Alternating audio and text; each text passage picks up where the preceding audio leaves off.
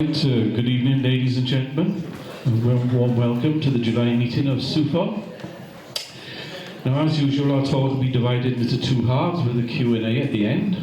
A reminder that there's a donations box at the back if you feel that way inclined. Now, some of you will remember tonight's guest speaker as he graced us with his presence on a previous occasion in September 2016. Didn't realise SUFO would be going that long. And then he discussed the Bicester abduction case. There will, of course, be those of you who haven't had the pleasure. So tonight's guest is none other than Mr. David HODRIEN, who's the founder, chairman and lead investigator of Birmingham UFO Group. It's probably the largest group of its kind in the Midlands, I would have thought. In fact, we've had the pleasure of addressing their group on a couple of occasions as well. Now, Dave's the United Kingdom's Deputy Representative for the International Coalition for Extraterrestrial Research. And he's a regular contributor to Truth magazine, which you're all familiar with. And previously wrote for UFO Matrix and Paranormal magazine. And he's spoken at many conferences and appeared on radio and television, as no doubt you're probably aware. Similar to our own group, he's a prolific investigator of sightings and contact experiences, which he's been doing for about 15 years, somewhere around there. One of the aspects of contact Dave is particularly fascinated in is screen memories. Now, this is where the beings encountered appear to mask either their own appearance or the appearance of their craft. So it's on this topic that tonight Dave will present a highly informative lecture, taking you through the phenomenon in depth. Now, you're going to find out about the science behind screen memories. You'll learn about the many different types of screen memory that can occur and see some incredible case examples as well. He'll also explain about the various possible explanations for what is taking place. There'll be drawings, pictures, video clips. So if you're familiar with the subject, prepare to learn a lot more than what you already know. So ladies and gentlemen, I give you Mr. David HODRIEN. Thank you. Thank you very much.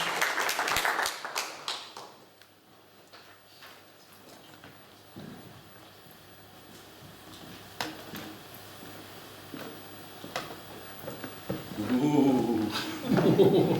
It's very dark. Do you usually have it this dark, yeah? Oh, yeah. So I can see the words. Okay.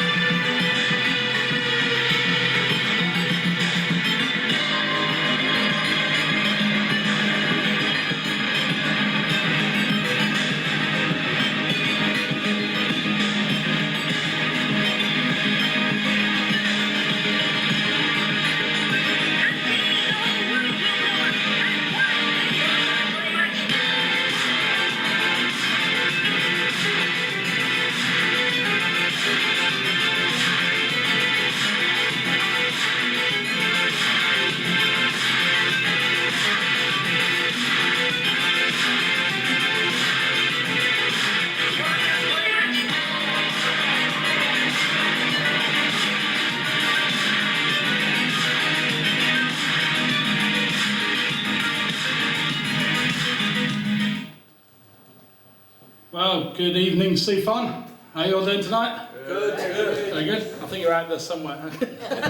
Can see rough silhouettes of people. As Steve said, I'm the chairman and lead investigator for Birmingham UFO Group.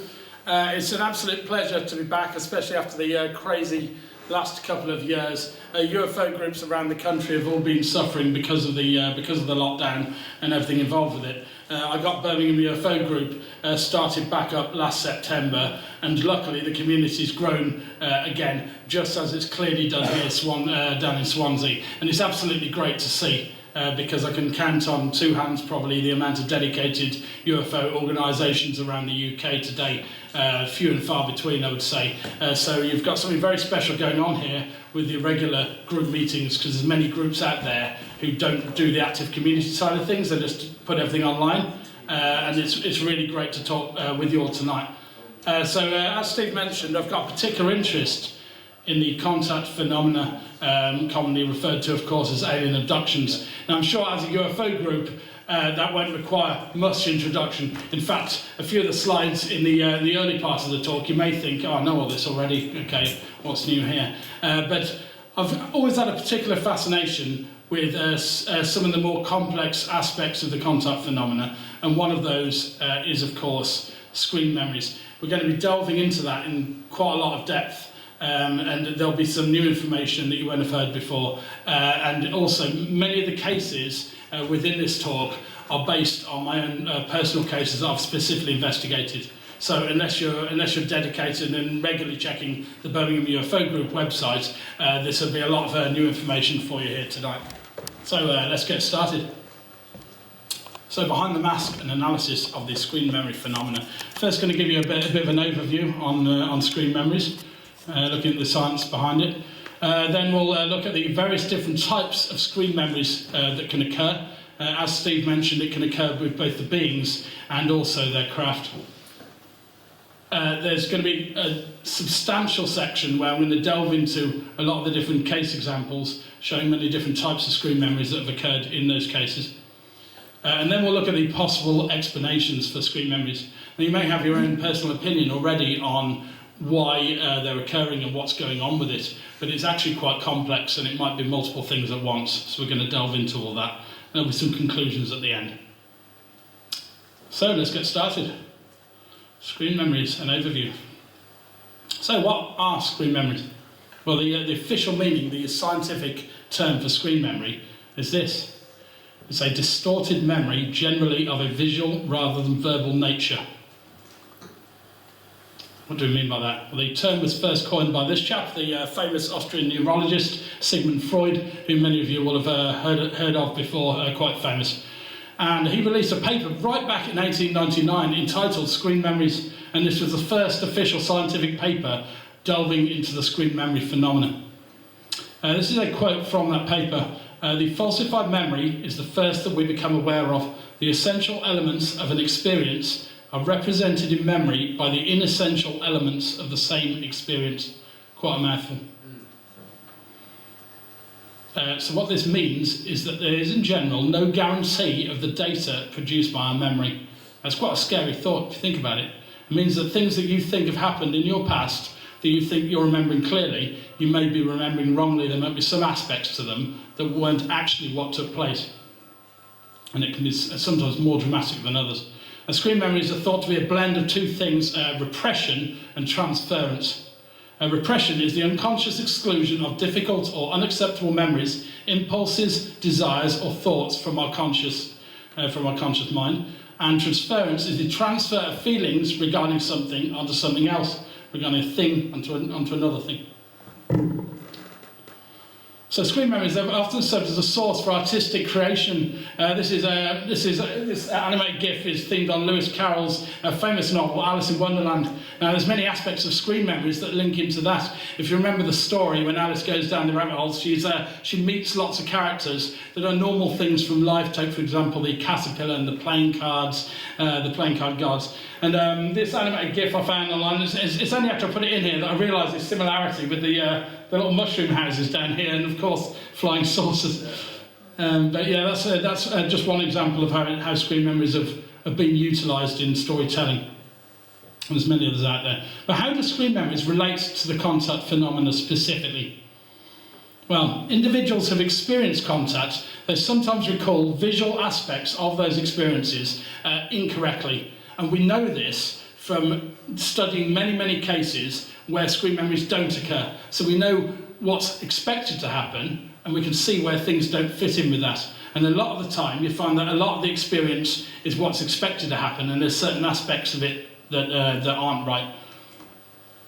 So the appearance of the beings, the craft exterior, or the craft interior when people are abducted and taken aboard, they can be masked by the beings. Well, we'll wait and see. It doesn't always occur. It only happens in certain cases. I've dealt with lots and lots of contact cases from around the world, and quite often there are no screen memories at all involved in those experiences. It also appears to be more prevalent in childhood. We've noticed in a lot of cases that screen memories occur when a contactee is of a younger age, and sometimes when they get older, the screen memories stop. And again, there might be multiple reasons for why that's happening. It can sometimes occur for a period of time before ceasing. So people might experience screen memories for a number of years and then all of a sudden they'll stop. And sometimes they can even restart again later on, which is very interesting indeed. And it can also be referred to as overlays or stealth encounters. So if you hear either of those two terms in the world of ufology, that's what they're referring to, the same thing essentially.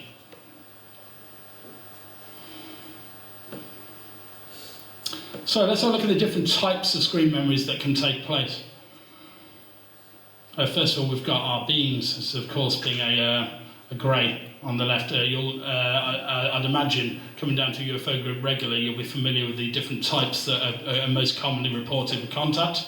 Sidetracking away from the talk, you've said, see there in the title, I've put the word ET down. My personal belief or viewpoint is that these beings are more than likely extraterrestrial. I also believe that they have very advanced multi-dimensional capabilities. That's just my own personal opinion. There's nothing set in stone with the UFO subject. There's all sorts of different theories out there for many different aspects, and one of the ones that's regularly discussed is, of course, the origin of where these beings, if they exist, where they're coming from.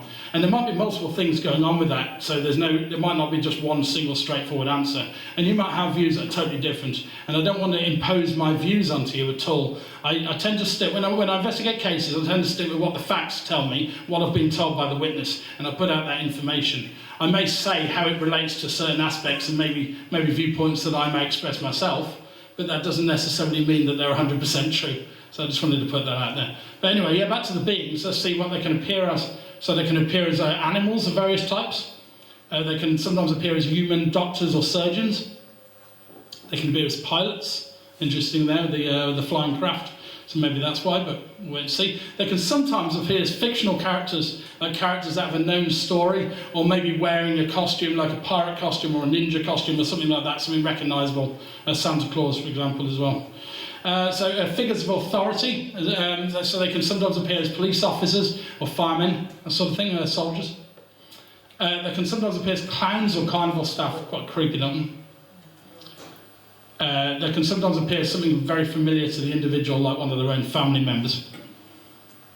And then also, they can sometimes appear as something I've termed silhouette. We'll get to that, and I'll explain what I mean by that in more detail. So, with our craft, classic lovely picture of a flying saucer there.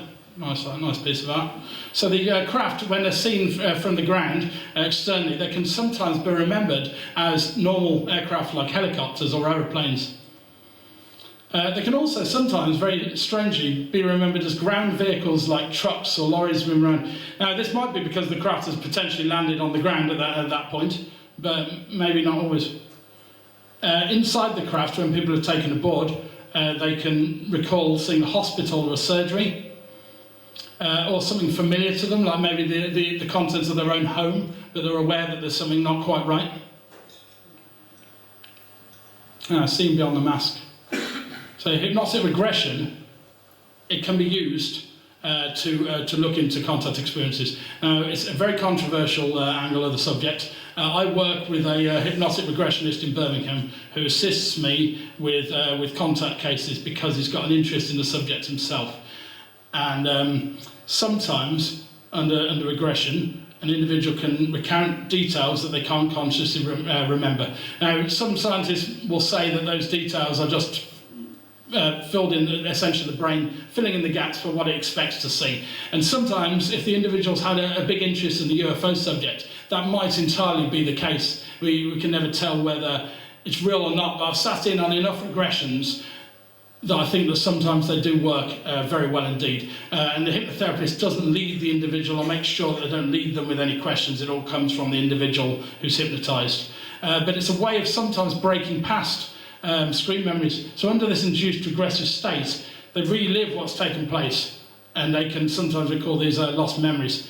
And when a screen memory is involved, they may partially or fully see past that screen memory and see the being as it's supposed to be, and realise that it's a mask or the craft, of course. And now this was referenced in the abduction-themed horror movie, The Fourth Kind. Many of you seen that? Hands up if you've seen Fourth Kind. Okay, oh, not many of you. Okay, this came out probably a long time ago. I don't know, it doesn't feel like that long ago. At least 10 years ago, I think. Essentially, they looked at the contact subject and put a bit of a horror slant on it, so kind of a bit like Blair Witch Project. It was very, very well done. It was very believable. There was a number of regressions in the film that are so believable that they look like the real thing. Some people actually believed this was a real case and actually contacted me afterwards asking for my opinion on this particular case in the film, and I had to tell them it didn't happen. The actual case that happens in the film is not real, but it is based on other contact experiences, so they've included quite a lot of elements of UFO lore in the film.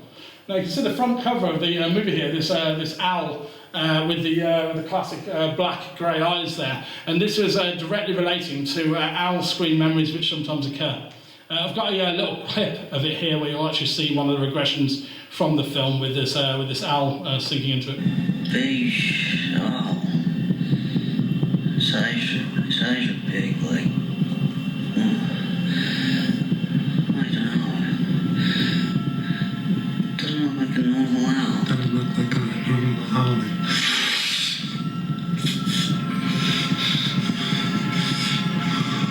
Sky. There's the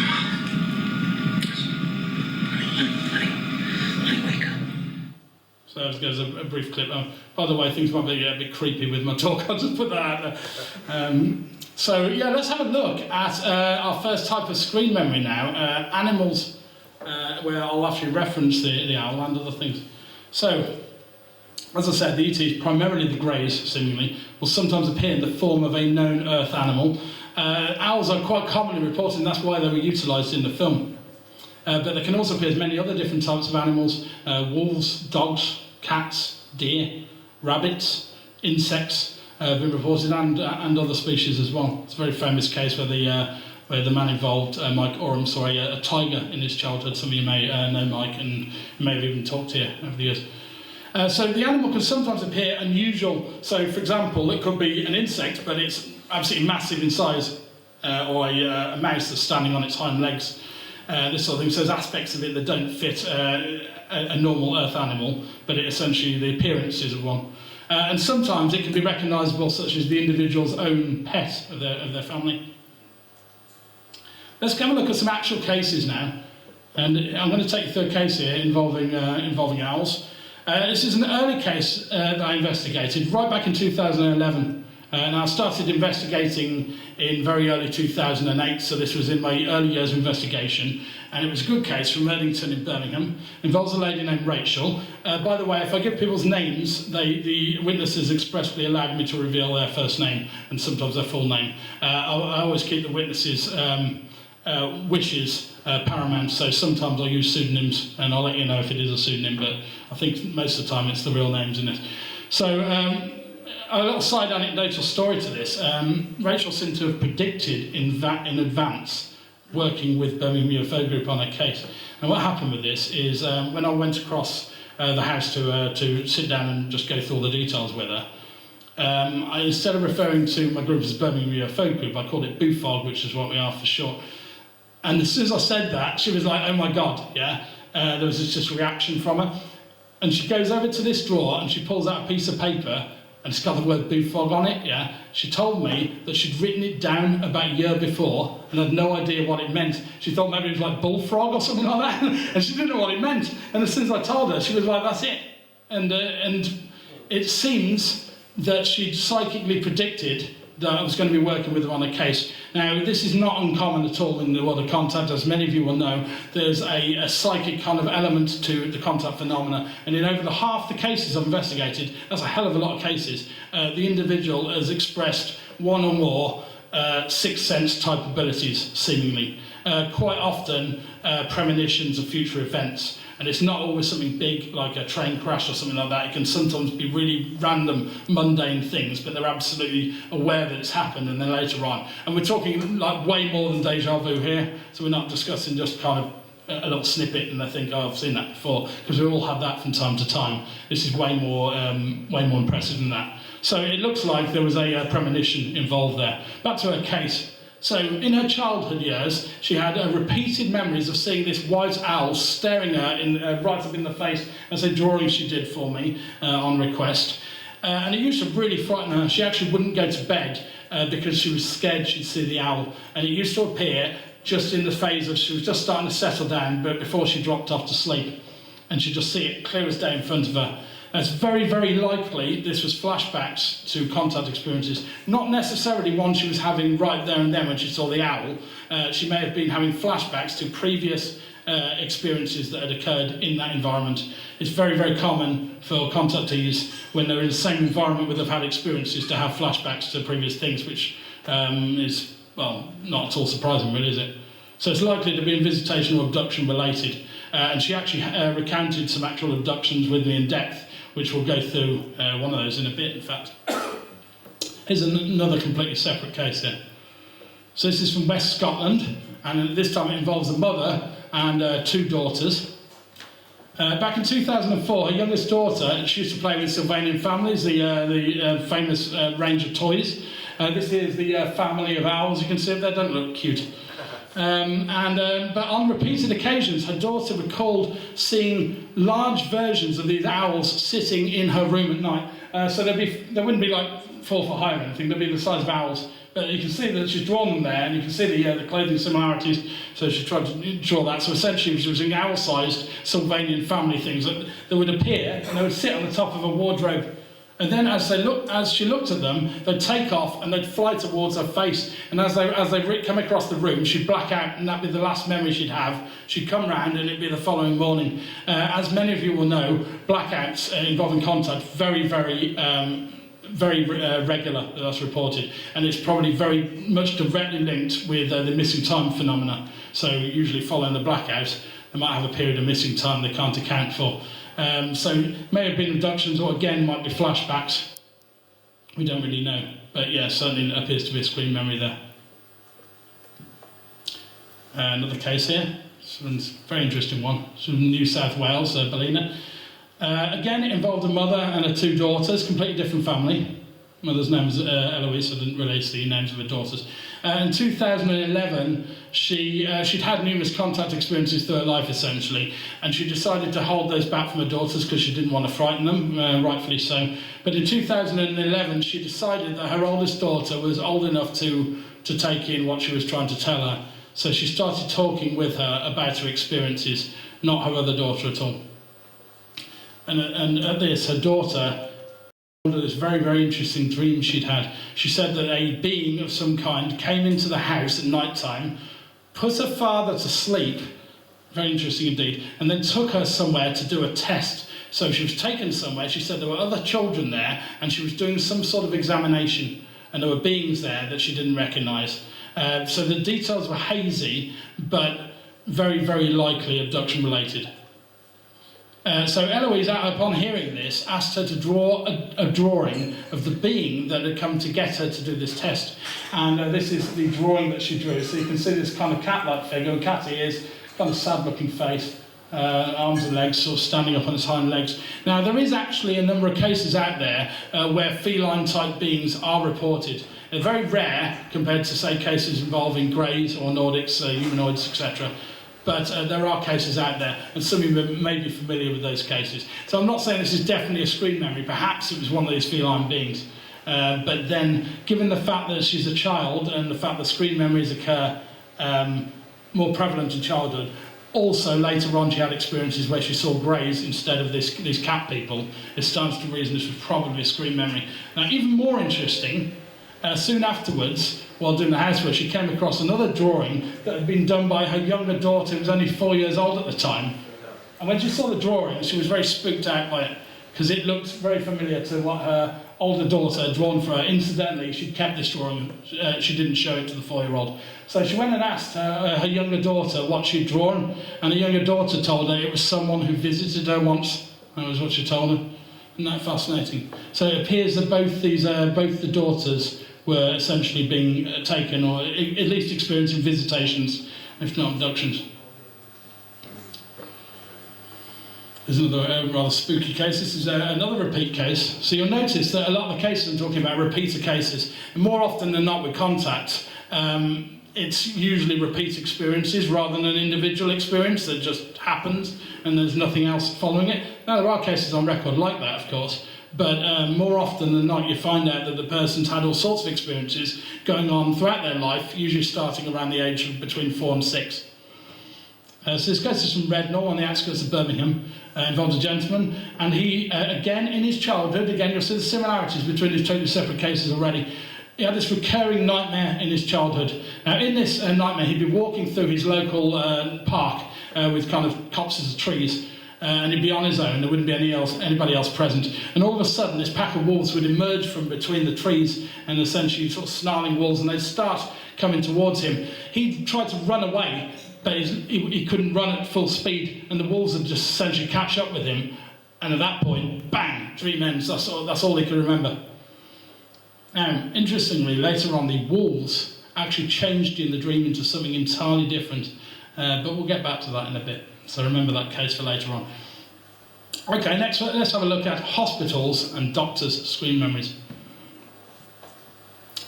So yeah, the beings can sometimes appear as doctors or surgeons, and the craft interiors can sometimes be recollected during an abduction as an entire hospital or surgery. And sometimes it's both of those things, and sometimes it's just one, so the person might remember a hospital, but then see alien beings there. Or sometimes it might be entire, so all they can remember is going to a hospital. And there's numerous possible reasons for why this might be the case, and we're going to get more into those later in the talk. So I don't want to lean it too much towards any particular explanation at this point. Right, I'm going to go over a fascinating case. Some of you may be familiar with this case. It's an incredible abduction experience that occured in Droitwich. It's a dual abduction, 2 abduction experiences that happened within the space of a week. And we're going to go into aspects of those abductions now.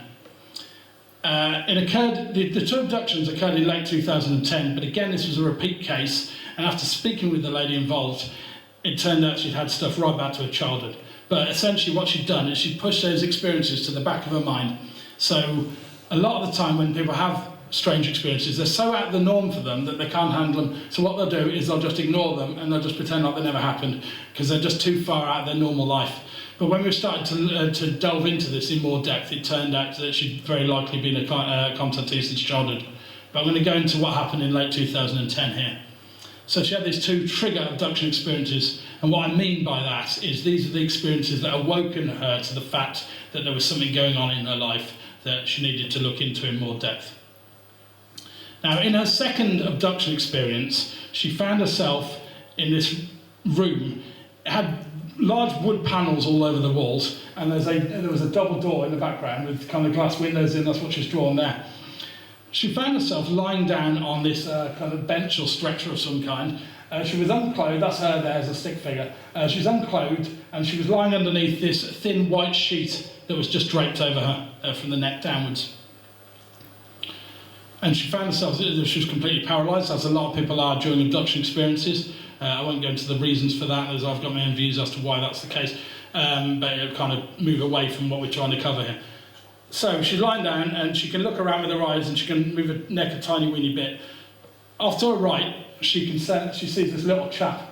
There was also some sort of being standing back here. She's drawn a question mark there because she couldn't lean her head right around to see it, but she says that there was this tall being standing behind her left shoulder. And she'd actually experienced that same being standing there in her first abduction experience. We've got a direct link here between the 2 abductions. But she could see this little guy. So to her right was this short doctor chap. He was about 4 foot high, he had short red hair, he was wearing spectacles, and he had a white typical kind of doctor's coat on. And he was down there standing next to her, not talking to her. What he did, he reached out his hands over her and held them a short distance above her body, and he starts moving his hands down her body, not touching her, but just moving down over her. And as he goes, she starts to hear a telepathic voice in her mind, so the doctor's mouth is not moving, but she hears him talking to her, and essentially he's telling her what ailments she has or had in the past. So he moved down over her stomach and said he used to have a stomach ulcer there, but it's gone now, and your back's aching a bit and this sort of thing, because she actually had a bad back at the time when I was talking with her. Now, she was very worried the being was going to tell her something bad, like you've got cancer or something like that, and she actually had a telepathic message in her head saying, don't worry, you don't have cancer. So it's like the being could hear what she was thinking and then directly responded to that. So this scan of a kind took place. I mentioned the being behind the shoulder. Performed this scan, and after that, essentially the experience ends and she wakes up in bed. Now, because of the previous experience that previously happened, she was very adamant that this was not a nightmare. It felt far more real to her, and she actually woke up her husband, and he was kind of quite dismissive of her experiences. He was just putting down to nightmares and this sort of thing, but she knew it wasn't that. But of course, as part of the investigation, actually went around there with a hypnotherapist who regressed the lady at her own house. And part of that regression, we of course delved into this experience to see what she came out with. She came out with some really interesting information. What you're going to see now is a snippet from the actual regression transcript, where she starts talking about this short doctor chap. It's the actual words there. During her regression, she essentially started to break past this screen memory that the being had going on. There's a man. A man? Yeah, on my right side. He's very pale, he has short red hair. What about the shape of his face? It doesn't seem real. His face doesn't seem right. What makes you tell me that his face doesn't seem real? It's like it wants to fall off. And his arms? What about his arms? They look like normal hands, but they change while I'm watching what he's doing. You observe his hands change from normal looking hands to just something with 3 fingers. Normal fingers. No, they seem to be pointed. Isn't that absolutely fascinating? So you can see there with that, she's literally like describing the face of the being like it wants to fall off, literally seeing it like a mask that's slipping away. She realises that the being, the projected image of this doctor is not right, and she's kind of seeing past it. Now, consciously, she remembered the doctor. She didn't. This is details that only came out during the regression. So she already had a conscious recollection of the doctor, but under hypnosis, she seemed to be breaking past that. Very interesting indeed. Let's have a look at another case here. Back to the case from Ballina in South Wales. I mentioned that she had other experiences. So soon after being taken away for that test that we talked about previously, her daughter began to develop nosebleeds, a common after effect of contact experiences. Don't always occur, and nor am I suggesting that anybody who has nosebleeds is a contactee. Absolutely not. It's obviously many kids have nosebleeds anyway. Doesn't mean that they're being taken. But it can sometimes be linked with some of the examination procedures that are being done, as some of you will know. So she started to mention to her mother doctors who would come for her at night. And when her mum asked her what they looked like, she couldn't remember what they looked like. So even though she couldn't remember their appearance, she was describing them as doctors. Isn't that strange? But when she asked for specific details about what their faces looked like, etc., she couldn't remember. But this has some somewhat similarities to the infamous American case, Whitley Strieber, who many of you will know about, the famous case. It was actually turned into the film Communion, based on his famous book of his contact experiences.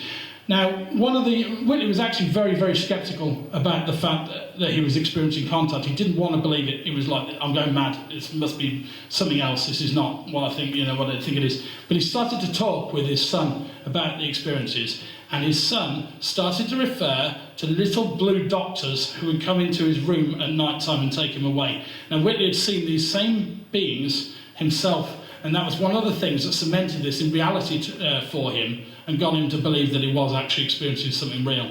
Absolutely fascinating. And these little chaps are commonly referred to as blue dwarfs. They're not often seen. I've dealt with a few cases where they've been reported. They're usually between sort of 1.5 foot to 2 foot high, sometimes extremely frightening to the individual. And they seem to often assist the greys. So people will see greys and these little guys alongside them. And the greys themselves are usually quite short. So these guys are really, really short, but they're quite rare.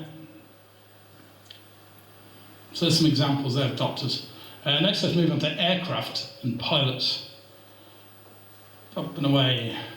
So in cases where a craft is seen up in the sky, the individual can sometimes recall seeing a completely normal aircraft, such as a plane or a helicopter, or maybe something else, a hang glider or a microlight. If direct contact occurs, then the beings can sometimes appear as human pilots, and they may sometimes invite the witness aboard the helicopter or plane in their recollection. Now, there is a number of instances where the aircraft or the pilot seen seem to be kind of vintage, like old-fashioned, like they might see a World War I biplane, or maybe a kind of pilot that looks somewhat similar to this drawing here with the old goggles on the head, not, of course, how pilots dress today. And that's really interesting, and there might be various reasons for that. We'll delve into that. That kind of leans towards one of the potential explanations, but again, we're leaving that till later in the talk, so I don't want to delve too much into that right now.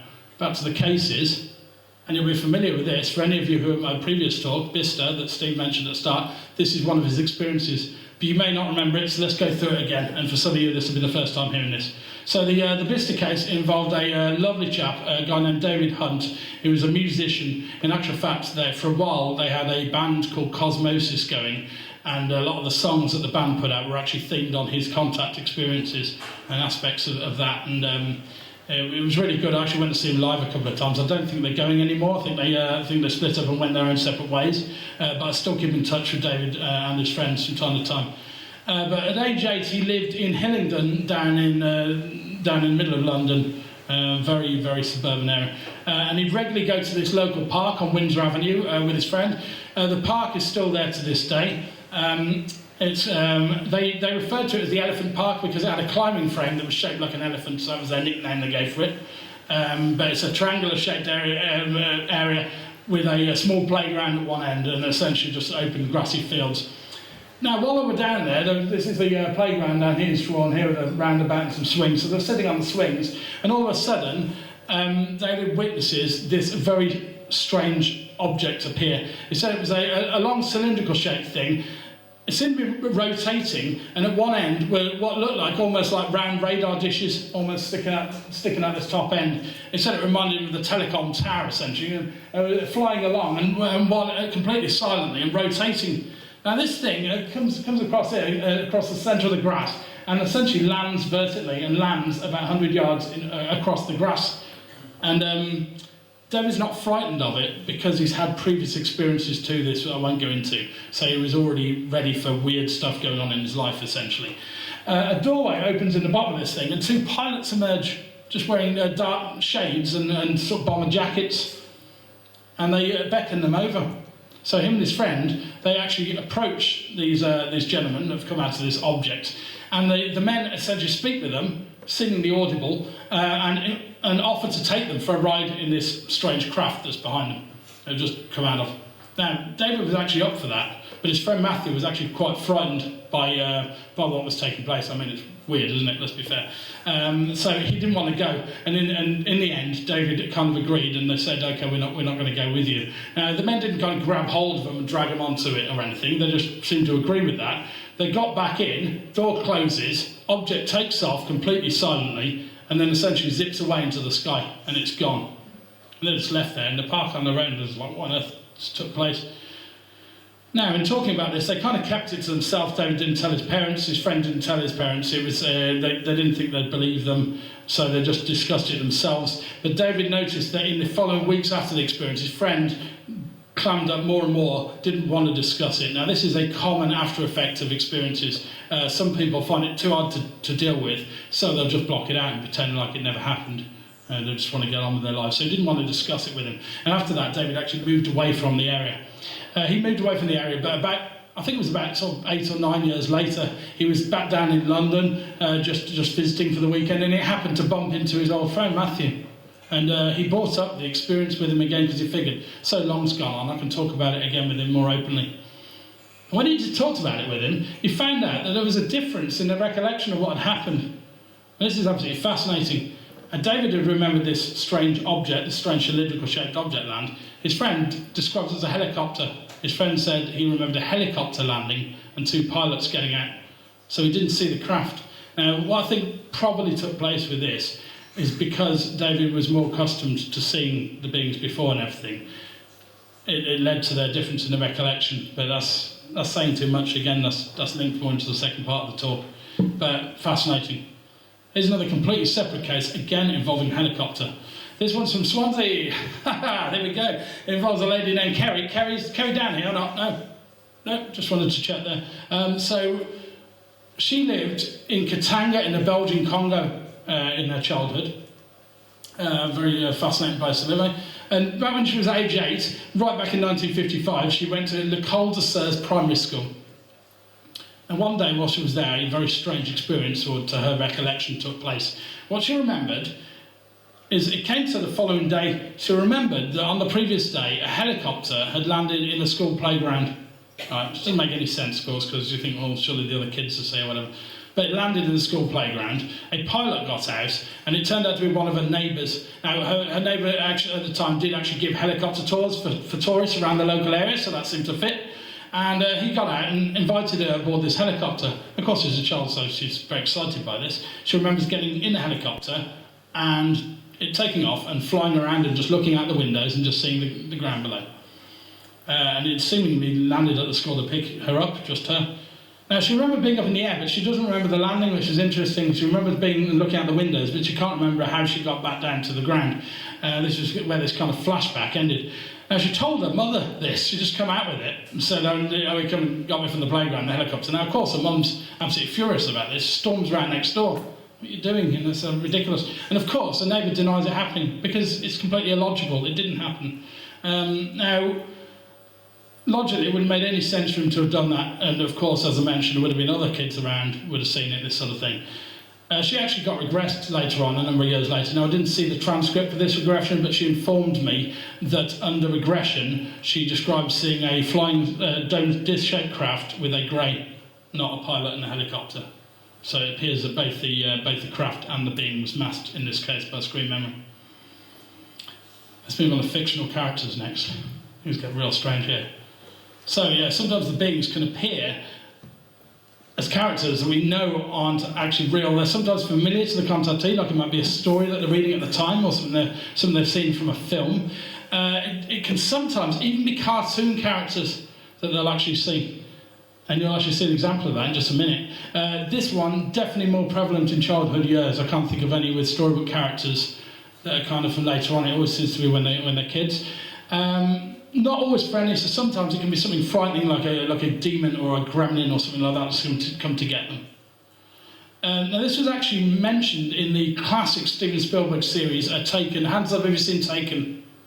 Wow, not many of you. Okay, a few of you. Okay, highly recommended. I think it's the best TV series that's ever been put out on the contact phenomena, hands down. It's a 10-part a 10-part TV drama, essentially, spanning right back to Roswell, right up to modern day. It features a number of families that have contactees amongst them and what happens to them over the generations. It's absolutely stellar entertainment, really, really good show. And Stephen, as many of you will know, has a big interest in UFO subjects, which is why he released Close Encounters of the Third Kind. But he also released Taken to look more into contact. And in that, he included lots of aspects of the phenomena, including screen memories. Now, what you're about to see is a clip from the start of the second episode.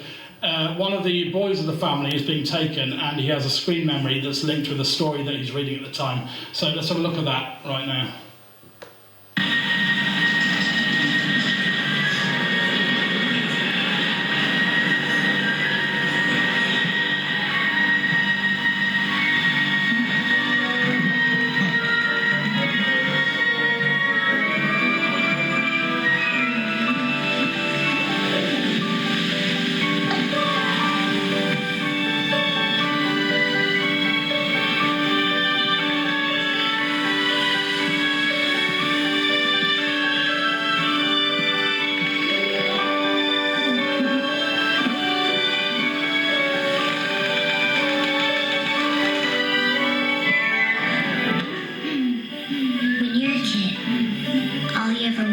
Stories your mom reads you to be true. You think you can crawl inside the world that's in every book and live in the pictures on every page.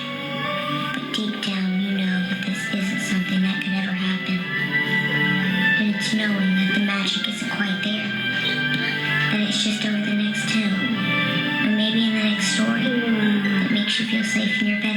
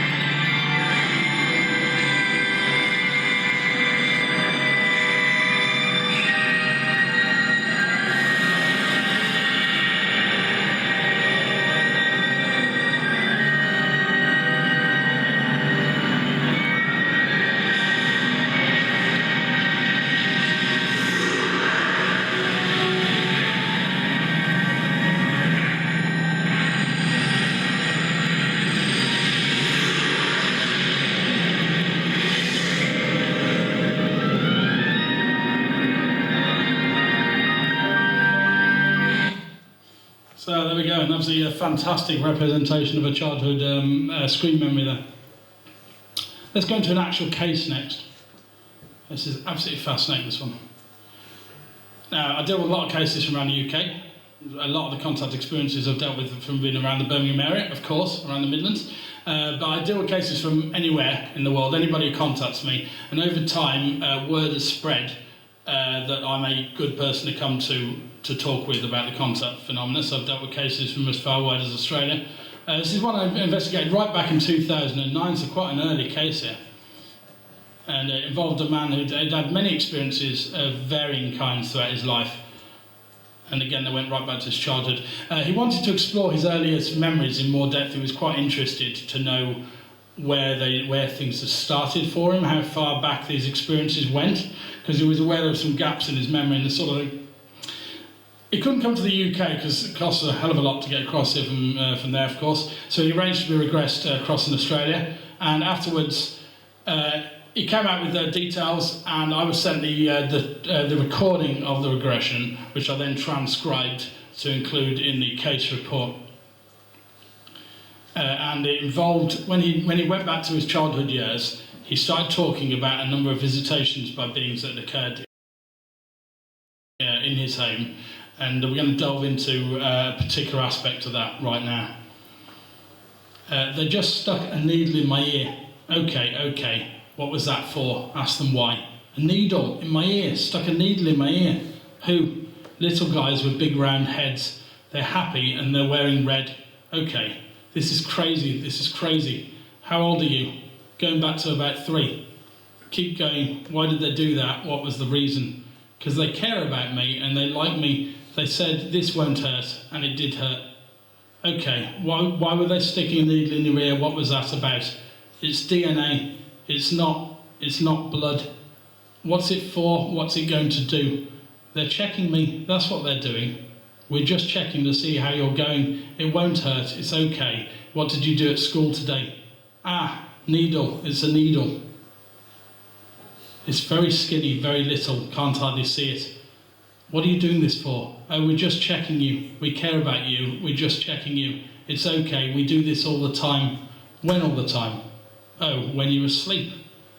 He's making himself look like Casper and Elmer Fudd. Why do they do that? Well, you're playing games with them. I'm allowed to do that. Do they like that? Not sure. They don't want me to worry. Elmer Fudd had me fooled. You know their eyes aren't always black. What other colours are there? I was looking at Elmer Fudd, and all of a sudden it's a big head and the eyes were down here. And they weren't covered in black. They were not like cartoon eyes, but they're hard to describe. Isn't that amazing there? So in that regression, he's going back to these childhood visitations. These are all short little guys who come for him and were performing some kind of examination in his actual house. So it appeared to be there instead of aboard a craft. But they actually changed himself, or seemingly changed himself, into Casper and Elmer Fudd off Bugs Bunny. Now, isn't it interesting how similar both these characters look to a grey, with the bald head and the large eyes, and obviously Casper being quite pale in colour as well. Very interesting indeed. And you may already see the links there, but there might be multiple explanations for what's going on. So let's move on. We'll get back to that in a bit. Here's another case. This is a repeat case from Leeds. It involves a lovely chap named Simon, who I've seen at a number of conferences. Simon, you here or not? No? Okay. So from age 3, he began to experience visitations in his bedroom, and they come to him at night, as often these things do. By the way, it isn't always that. Any kind of misconceptions you may have heard about something that always happens with contact is absolute nonsense. There is nothing that always happens with contact. So even though a lot of the time visitations do occur in the person's bedroom at night time, sometimes they can occur in broad daylight, sometimes they can occur when the person's out of the house and out walking, or even in their vehicle, of course. So he'd wake up frightened, he didn't know why, so he'd come round and he'd sense there was something wrong, there was something happening, but he couldn't see anything at first. He'd get really spooked out and he'd hide underneath the bed covers when this happened. He knew that something was there in the room. And in the end, he'd have to take a look. It was kind of like the fear just built up and up and up until he peeped. So he'd lift up the side of the covers. And alongside the bed would be a being peering in at him, standing quite close to the bed. Had this very wide kind of oval-shaped face, olive-coloured skin, although he says that that could have been due to the shadow in the room, maybe making the being appear darker than it actually was. Interestingly, he said the skin looks quite rubber-like, which has been reported before by other people as well who've seen grey-type beings. It had a black patch over its eye, like a pirate patch over one eye. And isn't that really interesting? Just over its left eye. And he gave him no explanation for why that was the case. But we'll look into that. Figures of authority next. Pretty creepy image there. Potentially of the men in black from a case, I'd imagine. So in some cases the witness remembers the beings as actual humans. Humans who exude authority, like a soldier or a police officer. So yeah, as I say, examples there, the examples firemen, and sometimes just smartly dressed individuals, like a man in a smart black suit. And this may in fact be responsible for some of the men in black sightings that people report seeing. So we're not necessarily always dealing with actual men in black, and that's a whole different subject in itself. What we mean by that is it might be a screen memory, and the being might be appearing just as a man in a black suit. And some of those incidents can also be, may also be the result of MyLabs, not screen memories. How do we even know what a MyLab is? Okay, a couple of you. Okay, so MyLab stands for military abduction, and these are quite rare. They do occur in the UK. In actual fact, that Droitwich case that I talked about, there was another experience involving the lady and one of her daughters that appeared to be a MyLab. They're more prevalent in America. Now, what happens with these experiences is people will have an abduction experience. They'll find themselves aboard a craft. They may well see greys or other types of beings, but they'll also see what appears to be soldiers working with them, people in military uniform. Now, there might be numerous explanations for that. We might be having screen memories going on, or it may insinuate that the military are in some ways working with the beings towards common agendas and assisting them with certain abductions that are taking place. Now, I don't want to kind of draw that conclusion too drastically. It's a very, very complex subject, and it might be numerous things, but that's obviously one of the insinuations with it. So yeah, it might be that it's screen memories occurring of soldiers, not necessarily in MyLab. So it can go either way with it. So let's have a look at an exact case here involving soldiers. We're back to Bicester here with David Hunt. So between the age of 6 and 9, he would see what appeared to be several American soldiers emerge from his bedroom walls. He knows that because they had the American flag on the uniform. They'd emerge from his bedroom wall, they'd walk around the edge of the bed, and they'd stand in a line alongside his bed, just basically staring blankly down at him. Now, he'd be very frightened by this. This is a drawing he's done. That's him lying there in his bed, and this is one of the figures, and he's drawn this. That's a long arrow going around there along to where they would go and stand next to the bed. He was very frightened. In these experiences, he was too frightened to shout out. He doesn't think he was paralysed. He would just lie there really still because he was so frightened. He didn't know what was going to happen, and he didn't dare shout out for his parents. And in the end, as is regularly reported, he would seemingly black out against his will. And when he came round, it'd be morning time, and the soldiers would be gone. Now, it's probable screen memories are actually the fact that they're emerging from the bedroom wall. I've dealt with a lot of visitation experiences where the beings will actually do that, will actually step out from light from a solid wall. So they don't always enter the bedroom from the door. Sometimes they will. Sometimes they'll seemingly come through from outside the room and enter. But other times they'll seemingly just step straight out, which links back to the potential for sort of multi-dimensional capabilities there. Back to the Rachel's case from Erdington, so you can see we're jumping around, we're jumping backwards to these previous cases. I did say there were repeaters. This is a particular abduction experience she had. It was the mid-90s, and she'd gone on holiday to Scotland with a partner. And while she was camping in Scotland on the campsite, she had an abduction experience. She essentially woke up in the middle of the night in the tent. Her husband was fast asleep alongside her.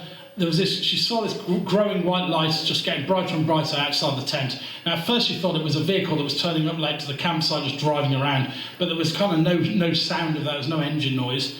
But what she did hear was this strange whirring noise. It almost felt like the noise a helicopter would make a distance, but there was no air currents, so there was nothing blowing the tent around, even though she could hear these strange sounds.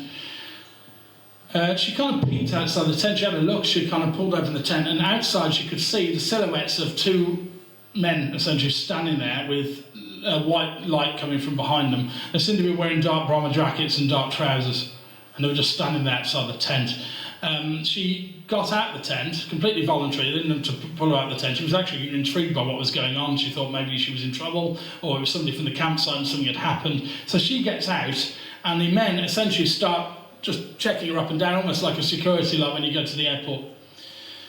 She looks over to her right, and there's another chap there, somebody else from the campsite, another man, and he's just looking at her, bewildered, he's like, what on earth is this?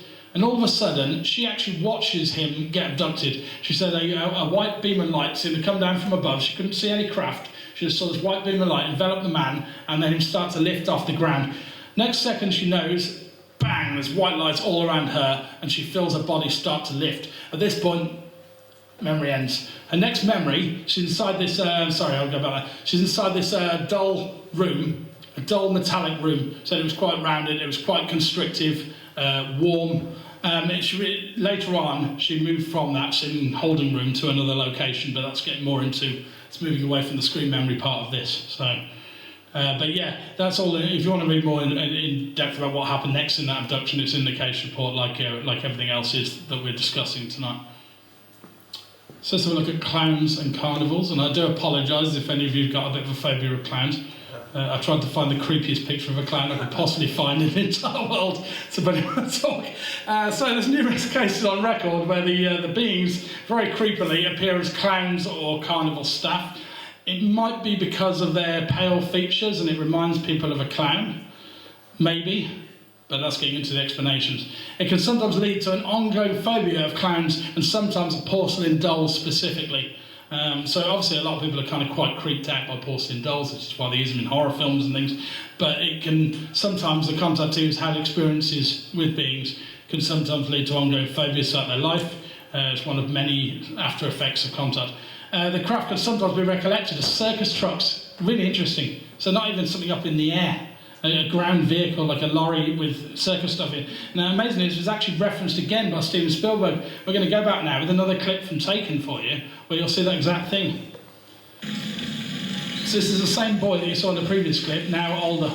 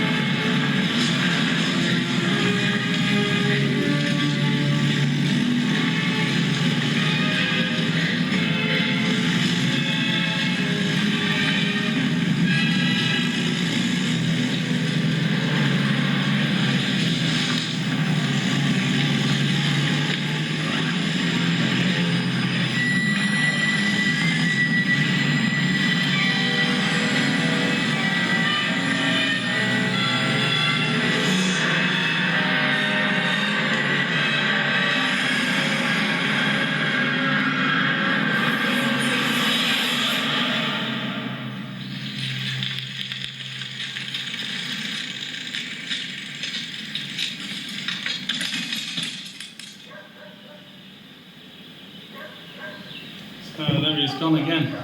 Yeah, very, very good show.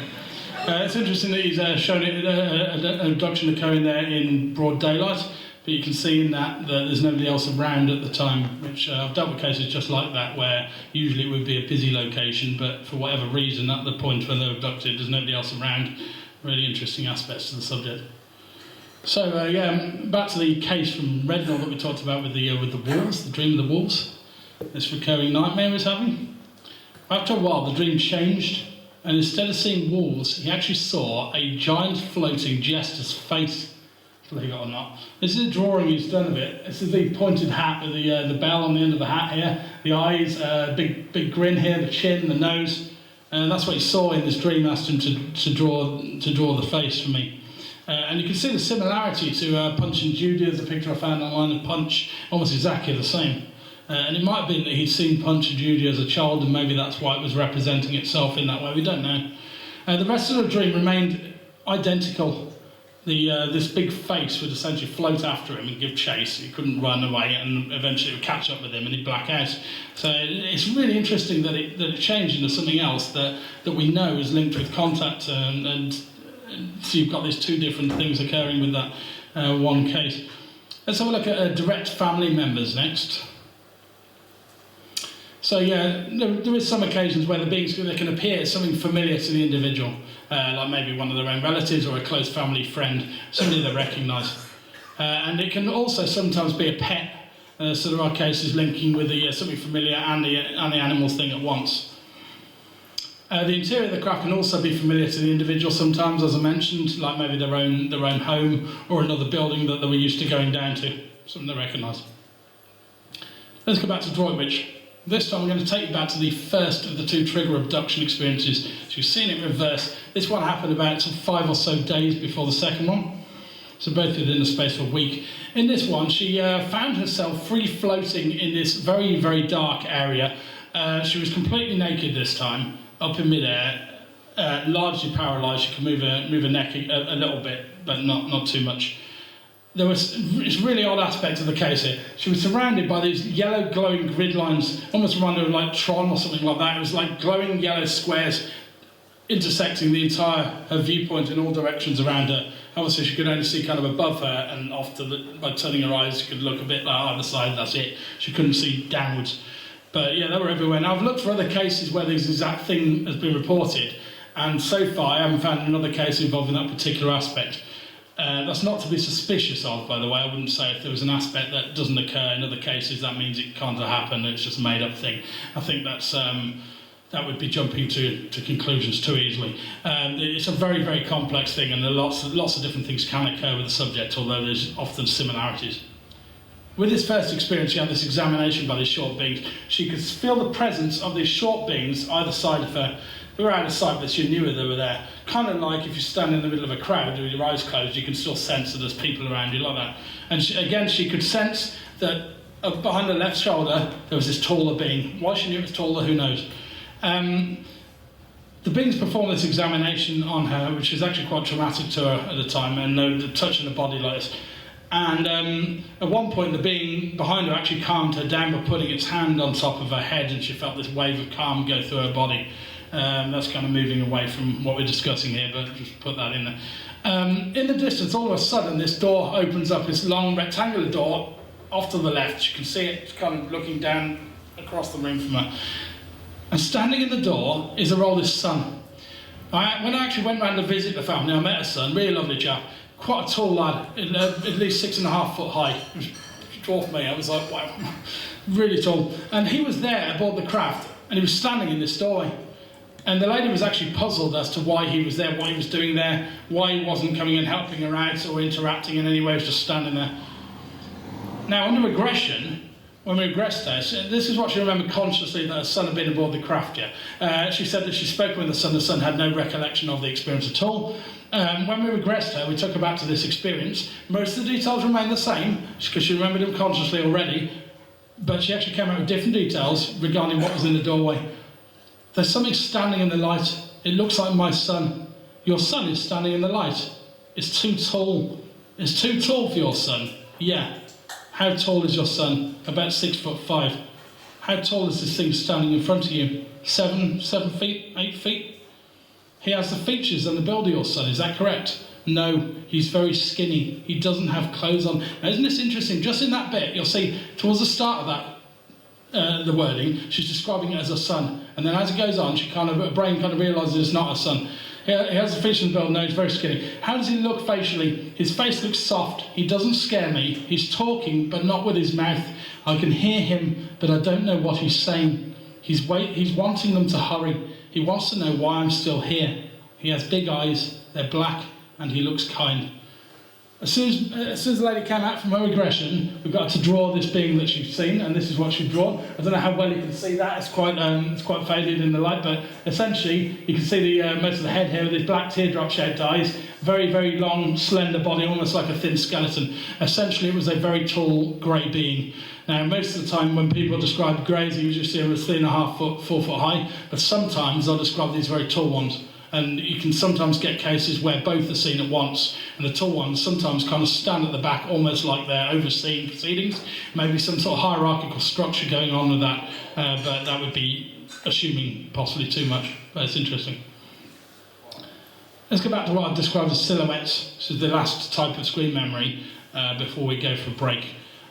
What I mean by this is essentially that there's cases on record where the beings have been seen quite closely to the individual, where they should be able to see them clearly. They should be able to see their facial features, what they're wearing, or whatever, but they appear like black cardboard cutouts with no distinguishing features. And I don't mean just because the room's dark or because of the lighting coming from behind them. I mean literally they should be able to see them and they can't. They're almost edited out. So it should be at least be able to make out certain details, like maybe the shape of their sort of darker eyes or the nose, mouth. Now, this individual confused what's described as shadow beings. Shadow beings moves into areas of the paranormal. Again, there's very, very definite links between the paranormal and contact. So many people who experience contact will also have experiences that you'd usually put down to something like ghosts or poltergeist type activity. And quite often they can describe seeing these things that we commonly call shadow beings or sometimes shadow people. They're essentially humanoid forms that are kind of almost like black smoke. And I've got loads of cases on record where those things have been reported. Now, it's possible that they're actually alien beings in disguise appearing in that way for whatever reason, or they might be something else entirely, something that's maybe being drawn in because the person is experiencing contact, some kind of link like that. There's numerous explanations which I'm not going to go into detail on now because, again, it moves outside of what we're discussing. There's other times that the body of the figure is clear, but the face is either in shadow or blurred. This is really more fascinating. So it's not like the whole of it. They can actually see its body clearly, but then when they look up at the face is either blank or actually edited, almost looks like fuzzed out, like the brain's kind of editing out the facial features. Really interesting. Now, here's some examples of this. This is 3 separate cases, none of which we've gone over yet. Okay, so a case in Leicester, a case in Henley and Arden, and a case in Huddersfield. I don't know how well you can see those, probably depends on what angle you're looking at. This one's obviously the easiest one to see out of the 3 because you've filled it in. So this is the edge of a bed. So this lady saw it really, really close when she was 7 years old, you say, and it was right there appearing on the side of the bed. Now, she'd clearly be able to see its face that close to her, but she can't. Now, what the middle one shows, it shows a number of beings in a row. There's 4 of them in a row, and one of them, this one here, you can probably just about make that out, is actually holding a baby. It's actually holding a hybrid baby, which is kind of half human, half alien baby. And that links into other areas of the subject, as many of you will know about the hybrid program. Again, it's far too big to discuss, but you can ask me any questions you like on it later on. The Leicester case is, again, very similar. It's very, very similar to that right picture, just as Dan filled it in so you can't see it too clearly. There's 3 figures in a row, essentially, all completely blank, standing in a row. So you can see they're completely separate, independent cases where they're all reporting very, very similar things. Really fascinating, eh? So these are all the different types of screen memories that are going on. We've gone over them, and I've shown you some different case details. And in the next part of the talk, we're going to start delving into why they might be occurring. Hello, everybody. Hope you enjoyed that break. In part 2, we're now going to look at the different potential explanations for what's going on with screen memories. Now, some of you may already have a kind of viewpoint. It might be a viewpoint you brought along with you tonight, and you may already sort of know all about screen memories and be thinking, yes, it's happening because of such and such. And that's absolutely fine. I don't want to trounce any of these views. They're all kind of valid in their own way, as you'll see. And it might be multiple things that's happening, but one thing's for sure, it's pretty complex. So let's move on with part 2, explanations for screen memories. What is going on? So screen memories, they're going to be one of 2 things. They're either going to be something happening naturally, or they're going to be something that are being done on purpose as part of that contact experience. Nice one. So we've got 2 sides of this: unintentional First of all, screen memory is down to the trauma of the situation. Something called archetypes, which many of you won't have heard of, maybe all of you won't have heard of. We'll go into that a bit. And also altered perception or chemical changes in the brain. So those are different potential unintentional explanations for screen memories.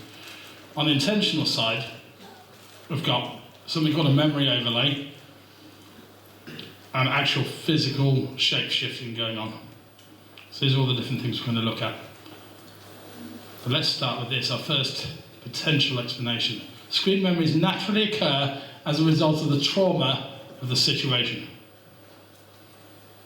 So this is, of course, the scientific viewpoint. We're going right back now towards what I was talking about at the start with the paper on screen memories.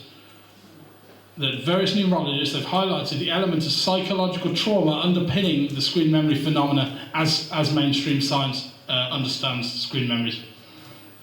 There's a couple of quotes. The construction of the screen memory turns on the balance between memory and denial.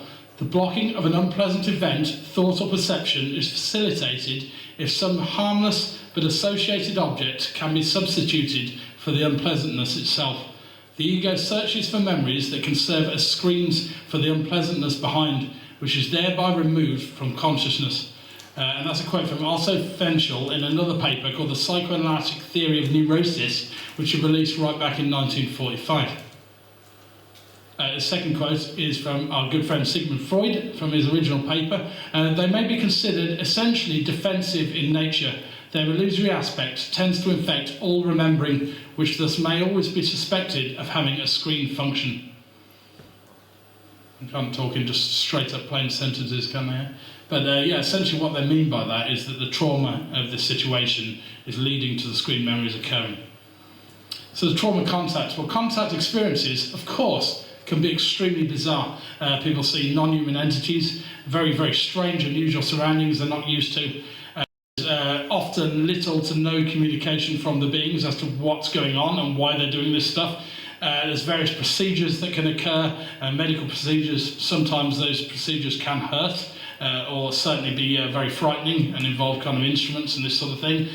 So it's altogether very generally a traumatic experience. That's not always the case. So despite the fact that some contact experiences may be viewed in a positive light, a lot of the time they are quite nightmarish. And there are some people out there who have learned to accept their contact experiences and view them more like an extended family. They view the beings more like family members that are coming for them.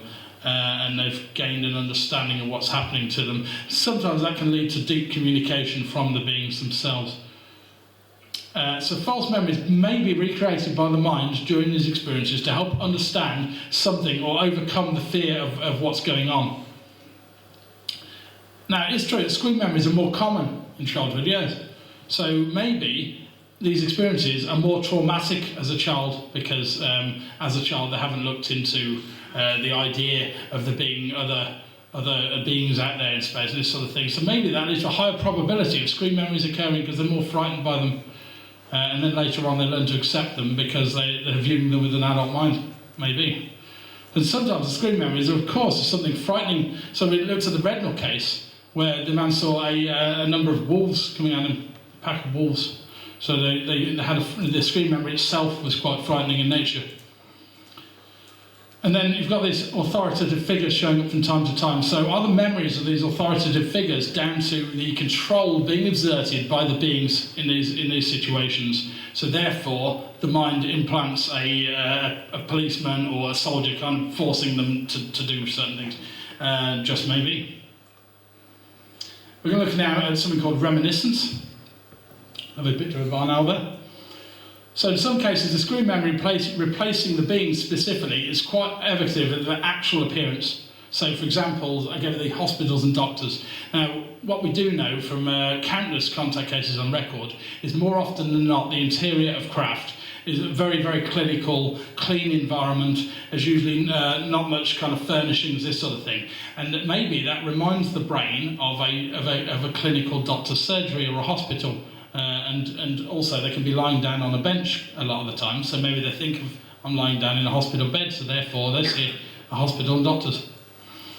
We talked about the Bicester case. Both the witnesses saw these pilots with these dark shades. Now, were the dark sunglasses they were wearing actually their eyes? They were seeing these black beings' eyes, greys, and therefore superimposed sunglasses on their faces. In the Leeds case, with the pirate, again, black eye patch over its eye. Were its large black eyes reminiscent of a pirate to him as a child, and therefore he saw it with a pirate patch on one of its eyes? And of course, you've got the similarity of an owl's face to a grey, especially barn owls.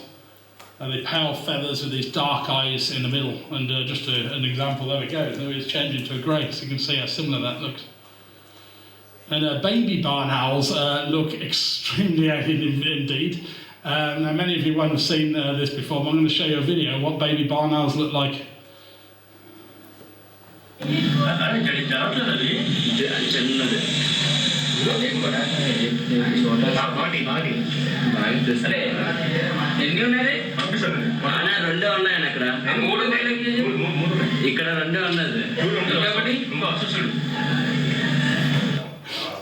Terrifying. So because of that of their feathers, they just look really small and thin. And you can see how that looks like beings standing up like grey beings. Really interesting. I've actually seen that video being put out there as an alien video in Mexico. I was just like, no, it's baby owls. But, you know, the internet's full of nonsense, isn't it? Okay, so next let's have a look at pareidolia. This is the tendency for incorrect perception of a stimulus of an object or a pattern or something, meaning known to the observer so that they can see something in random patterns. It's derived from the Greek words para, which is alongside, and eidolon, which is an image or form. And it's a subcategory of something known as apophenia, which is a tendency to mistakenly perceive connections and meanings between unrelated things. And it's commonly believed this is down to the evolution of the human brain and just how intelligent we are as a species, that we see. It's actually one of the markings of consciousness, the fact that we can recognise meaningful shapes out of abstract things. Now, there's some very, very good examples of this. It's very common to see faces or figures in random collections of light and shadow, and this is responsible for a lot of the images supposedly showing either ghosts or aliens that are available online. I've regularly been sent images where people will say, can't you see the alien being standing there? And there's literally nothing there. It's just their mind is seeing a face spewing through the trees or whatever. And I'm not saying that all of them are pareidolia, by the way. You know, some of them might be genuine photographs. I'm just saying that a lot of the time pareidolia is very likely. It used to be viewed as a sign of psychosis, so when people described having pareidolia, they used to think that they were actually going mad. But it's now considered completely normal, and I can guarantee that every single one of us has had numerous times where you've seen pareidolia throughout your life. One very well-known example is, of course, the man in the moon. So obviously the face there. It's just a combination of light and dark. It's just different rock patterns on the moon, essentially. But the human brain perceives it as a face, and that's how we get the man in the moon. It's not actually there, of course. And here's some other great examples of pareidolia to show you. This is a very, very famous one. Some of you may have seen this before. Now, I'm sure you can see, clear as day, the figure here, can't you? This bearded man with his nose and his eye, you see his hair coming down there. I'm sure you can all see that pretty clear. This is obviously it's an old-fashioned picture. It's quite old, so it's degraded quite a lot, but seems clear as day, doesn't it? That's not a face. What if I was to tell you that's a baby sitting on a man's knee? Tell me you can see that. I can see that. You can see it now. It's got a bonnet on. It's got a bonnet on, that's correct. That's the baby's bonnet on his head. That's his face. That's his arm coming down. And it's sitting on this man's knee.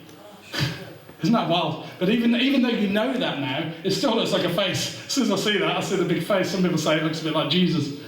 Really, really interesting. Absolutely very, very powerful pareidolia. Here's another one. It's a cloud. It's just a cloud, nothing else. But you can obviously see the face across here, the eyes and the nose, the mouth and everything. Very effective.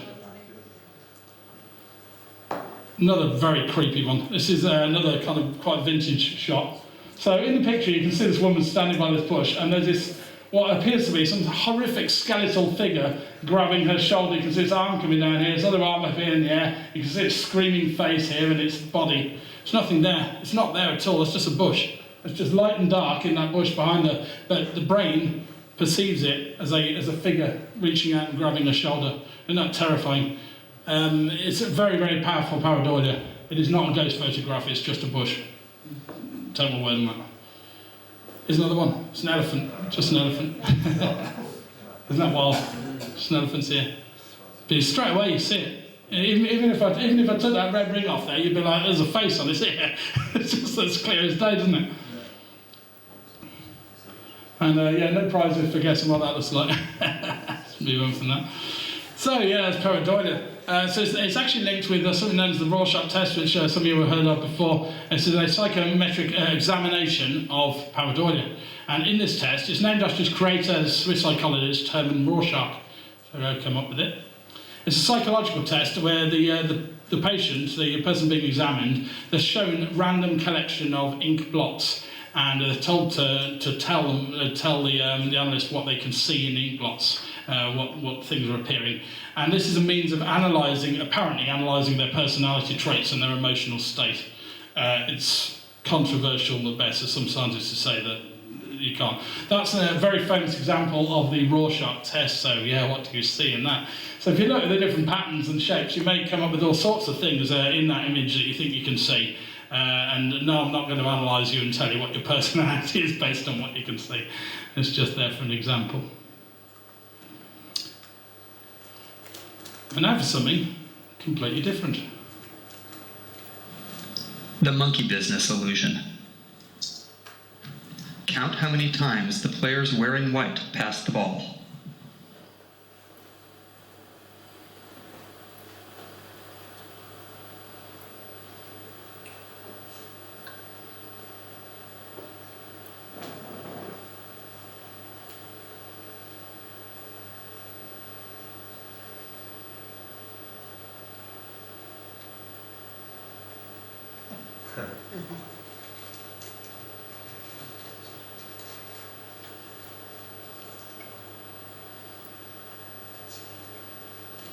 The correct answer is 16 passes. Did you spot the gorilla? For people who haven't seen or heard about a video like this before, about half missed the gorilla. If you knew about the gorilla, you probably saw it. But did you notice the curtain changing color or the player on the black team leaving the game? Let's rewind and watch it again.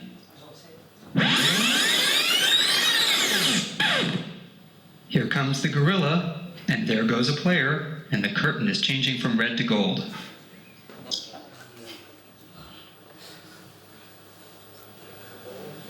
When you're looking for a gorilla, you often miss other unexpected events. So there we go, isn't that fascinating, eh? Who saw the gorilla, by the way? Who's seen it before and who knew that the gorilla was going to appear? So probably the same people. Who didn't see it the first time around? Come on, own up. Yeah, it's pretty powerful, isn't it? It is pretty powerful. So this is something known as selective attention. This is the process of focusing on a particular object in the local environment for a period of time. The brain's focusing on it. The attention is a limited resource, our attention. We can't take in everything that's going on around us. So the brain automatically filters out what it considers to be unimportant details in the surroundings. There's two models for this that kind of conflicting scientific viewpoints. One's called the spotlight model, and the other one is the zoom lens model. With the spotlight, there's a focal point in which things are viewed clearly. There's a fringe around that where things are kind of slightly viewed, partially seen, and then the outsides of that, the margin, where things are missed, anything that's within the margin. And then you've got the zoom lens, which is where the brain is able to increase or decrease the size of our focus, but the more that we focus on, it reduces the speed of processing, taking it longer for our brain to take in the information. And it's argued over which two of those are right. Maybe it's both at once. So, yeah, while neither reminiscence, pareidolia, nor selective attention are going to be entirely responsible for screen memories, they may all play a part in determining what is or isn't recollected. And they're all linked with that viewpoint. There's something going on in the brain making these things naturally. Let's have a look at our next explanation, shall we? Screen memories are naturally derived from something known as archetypes. That's what are archetypes. Archetypes are universal images or symbols that are apparently derived from the collective unconscious. And what I mean by that is that there's innate knowledge that is supposedly passed down through the generations from our evolution, so information that we know in our brains from birth that hasn't been taught us as a baby, inherited essentially. It's a theory proposed by another Swiss psychoanalyst called Carl Jung, there he is on the right. And archetypes, they might affect the conscious experiences or recollection of experiences essentially. Here's one of his quotes. These images must be thought of as lacking in solid content, hence as unconscious. They only acquire solidity, influence and eventual consciousness in the encounter with empirical facts. That was a quote he made right back in 1928. So there's a number of different archetypes that are widely known about, and two of the most well-known recurring archetypal images are what's known as the trickster and the shadow. Now this is really interesting because you've seen in part one, the two of the types are clowns and then what I've termed silhouettes. So let's have a look at these in a bit more depth. First of all, you've got the trickster, a character in a story who exhibits a great degree of intellect or secret knowledge and uses this to play tricks on people, kind of like the god Loki. And it looks very much like Punch again now, exactly like the guy in Rednall reported seeing during his experiences. Then you've got the shadow, one's dark side, aspects that exist but which one does not acknowledge or which one does not identify. So I'm not saying that screen memories are caused by archetypes, so no. But do they play a factor? Do this thing that's been passed down innately, if archetypes exist? It's a very controversial subject, and many scientists don't believe that archetypes are actually a thing.